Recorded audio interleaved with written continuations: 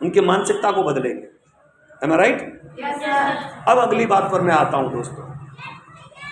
आपने देखा होगा हमारे समाज में बहुत सारी महिलाएं बेचारी वंचित हैं। कैसे वंचित हैं कि या तो उनको उनके पति साथ नहीं देते, या तो उनके पति है ही नहीं। और देखो जब पति नहीं होता ना, आप यकीन मानिए जो विधवा महिलाएं हैं उनका दर्द बिल्कुल अलग है। यकीन मानिए वही समाज, वही घर बार, वही परिवार जो उनको कल तक सर पर बिठाता था वही उनको बोझ समझने लगता है।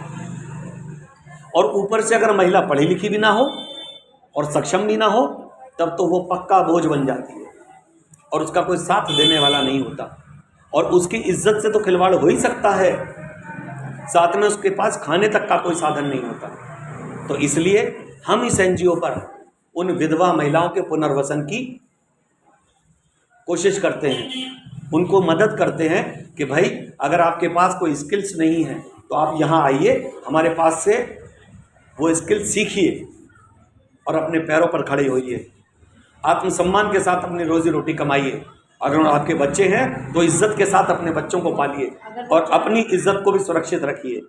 और उनमें से कुछ महिलाएं जो इसमें इंटरेस्टेड होती हैं कि वो पुनर्विवाह कर लें, मतलब शादी करना चाहें, तो उसके लिए यहाँ मैं बिल्कुल खुले शब्दों में ये बात बताना चाहूँगा। मैम ने इस विषय पर, हमारी जो श्री नारी कवच फाउंडेशन की राष्ट्रीय अध्यक्ष हैं श्रीमती राजश्री वत्स, इन्होंने इस फील्ड में इतना काम किया है कि मैं आपको बता नहीं सकता। जाने कितनी विधवा महिलाओं की पुनर्विवाह करा के उनकी पुनर्स्थापना की है, उनको एक नया जीवन प्रदान किया है। तो आप सबसे मैं अपील करता हूं कि आप सब लोग भी ऐसी महिलाओं को चिन्हित करें, ढूंढें और उनको लाकर यहाँ जोड़ दें। आगे का काम हम सब मिलकर कर लेंगे, आप चिंता ना करें। मान लें कि उनके पास खाने का भी पैसा ना हो तो आप यकीन मानिए हम पूरी कोशिश करते हैं। देखो करने वाले तो प्रभु हैं, हम हर महीने का राशन उनके घर चुपचाप पहुंचाते हैं। हाँ ये ज़रूर है उनका नाम नहीं बताएंगे, उनका पता नहीं बताएंगे, लेकिन उनके घर तक चुपचाप रात के अंधेरे में राशन पहुंचा दिया जाएगा ताकि वो इज्जत से उस राशन को खा सके। आप समझ सकती होंगी हम किस बात की बात कर रहे हैं। यहीं पर अगले टॉपिक की तरफ जाता हूं दोस्तों। कुछ महिलाएं ऐसी हो सकती हैं कि जिनके वैसे तो सब कुछ है पर पीहर में माँ बाप नहीं है। और बहन भाई कड़वा सच ये है कि बाद में कोई किसी का नहीं होता माँ बाप के बाद। कईयों के तो पीहर ही छूट जाते हैं। क्या हुआ, कईयों के मुंह से मैंने सुना भी है कि माँ बाप खत्म हो गए तो महिला कह रही है कि बस अब तो हमारा पीहर खत्म, क्योंकि शायद भाई भाभी इतने अच्छे नहीं निकलते। और कईयों के अगर भाई भाभी जीवित भी हों तो भी वो चाहते नहीं कि वो महिलाएं वहां आए, उनके घर रहें और 2-4 दिन अपना आनंद के बिताकर चली जाएं। लेकिन सोचो क्या उन महिलाओं को दिल नहीं करता होगा कि वो भी अपने मैके कभी जा सके। तो दोस्तों हमारा उसकी भी योजना है, उसके बारे में भी हमारा प्लान है। अगर प्रभु ने चाहा तो बहुत जल्द हम इसका इंतज़ाम करने वाले हैं कि एक ऐसा बड़ा सा घर खरीद लें जिसमें 10-20 कमरे हों और उन महिलाओं को वहाँ बुलाएं और उनसे कहें 2 दिन 4 दिन 10-5 दिन जितने दिन आपको आनंद आए उतने दिन आप यहाँ रुकें हमारे पास। और उस प्रोजेक्ट का हमने नाम मैम ने ही रखा है मेरा मायका। उस प्रोजेक्ट का नाम मैं चाहूँगा इस बात पर तालियां बजाइए।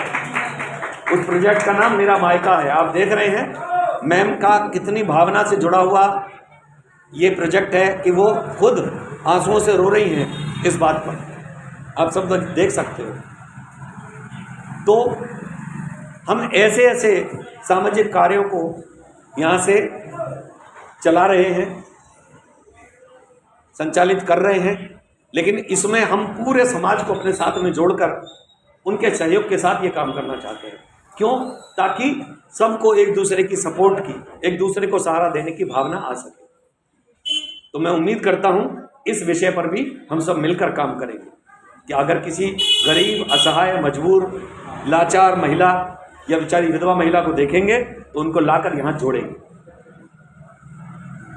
ठीक, अब हम जरा अगले टॉपिक की तरफ चलते हैं। हमने कुछ और टॉपिक बात किए थे, आपको याद होगा, कोई बताएगा? मैं देखना चाहता हूँ कितने सीरियस हैं आप लोग। किसके? बिल्कुल बिल्कुल। अभी तक हम महिलाओं की बात कर रहे थे, लेकिन आपको क्या लगता है, क्या पुरुष गलत नहीं होते या पुरुषों के साथ गलत नहीं होता? अगर आप देखें आज के समाज में एक ऐसी चीज़ आ गई है जिससे हर घर, हर परिवार, समाज बुरी तरह, मैं तो कहता हूँ पूरे देश प्रताड़ित हो रहे हैं, परेशान हो रहे हैं। और वो चीज़ है नशा। कैसा नशा? शराब का, गांजे का, अफीम का, ड्रग्स का, स्मोकिंग का। ये नशा युवाओं में बढ़ चढ़कर पसर रहा है, आप सबने देखा होगा।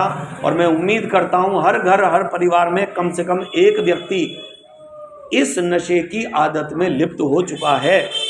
और यकीन मानिए उस एक की वजह से पूरा परिवार लज्जित भी होता है, बिखरता भी है, परेशान भी होता है, और यकीन मानिए उसकी समाज में भी कोई इज्जत नहीं रह जाती। क्यों?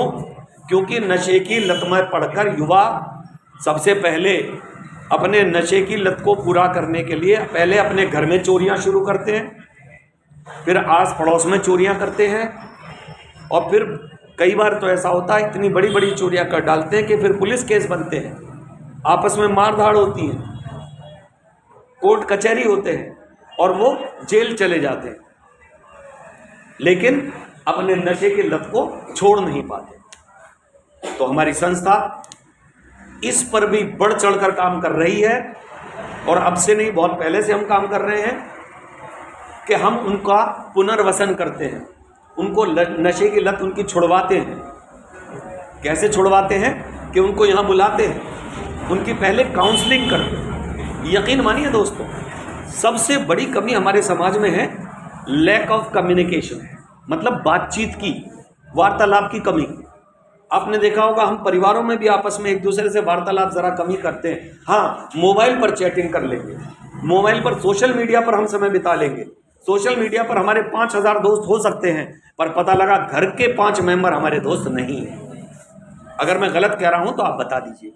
और यही वो कारण बनता है जिसकी वजह से वो एक बच्चा आइसोलेट होकर के, अकेला होकर के फिर बाहर की तरफ जुड़ता है। और बाहर, मैंने पहले ही कहा, समाज में भेड़िए ज़्यादा है, कोई भी नहीं चाहता कि आपके साथ अच्छा हो, तो वो आपके बच्चे को बुरी नीति पर डाल देते हैं। तो हम ऐसे लोगों को यहाँ बुलाते हैं, उनकी काउंसलिंग करते हैं, उन्हें समझाते हैं, सही और गलत की पहचान कराते हैं। उसके बाद अगर आवश्यकता पड़ती है तो उनका प्रॉपर इलाज कराते हैं। और फिर भी बात नहीं बन रही हो तो उनको रिहैबिलिटेशन सेंटर्स जो हैं वहाँ जाकर भर्ती करवाते हैं, ताकि वो उस नशे की लत को छोड़कर अपनी आम जिंदगी में वापस लौट सके। उनमें से ज़्यादातर लोग तो पढ़े लिखे नहीं हैं, लेकिन यकीन मानिए कई सारे पढ़े लिखे युवा अपनी सारी पढ़ाई लिखाई को दांव पर लगाकर उस नशे की लत में डूबकर बिल्कुल अनपढ़ों से भी गए गुजरे हो जाते हैं। तो हम उनको वापस मेन स्ट्रीम में लाते हैं। जो पढ़ना चाहते हैं उन्हें पढ़ाते हैं, जो काम करना चाहते हैं उनको कोई स्किल सिखाकर उनके पैरों पर खड़ा करके उनका कारोबार शुरू करवाते हैं, ताकि वो मेन स्ट्रीम में आ सकें और अपना जीवन फिर से बड़ी अच्छी तरह इज्जत के साथ बिता सकें। और इससे न केवल उस व्यक्ति का जीवन बदलता है दोस्तों, उस घर का भी जीवन बदलता है, उस परिवार का जीवन बदलता है, उस समाज का जीवन बदलता है, और उस पूरे देश में भी क्रांति आने के बाद उस पूरे देश का जीवन बदल जाता है। जिस देश के युवा मजबूत होते हैं, अच्छे चरित्रवान होते हैं, वो देश पक्का तरक्की करता है। वरना आप देखते भी होंगे आसपास के कुछ आतंकवादी देश हैं जिनके युवाओं में ना पढ़ाई लिखाई है, ना कोई चरित्र है, तो भैया वो आतंकवादी बनेंगे और क्या बनेंगे। इसी के साथ साथ मैं एक टॉपिक और उठाना चाहता हूं, इसी पुनर्वसन के साथ ही। आप याद दिलाइए, शाबाश, आप याद दिला रहे हैं। मैं जानना चाहता हूँ कितना ध्यान है आपका, जैसा अब ये मैम ने ध्यान दिलाया, ये नशे की लत वाला। और कोई टॉपिक जो मैंने अभी बोले थे उनमें से याद दिलाएं।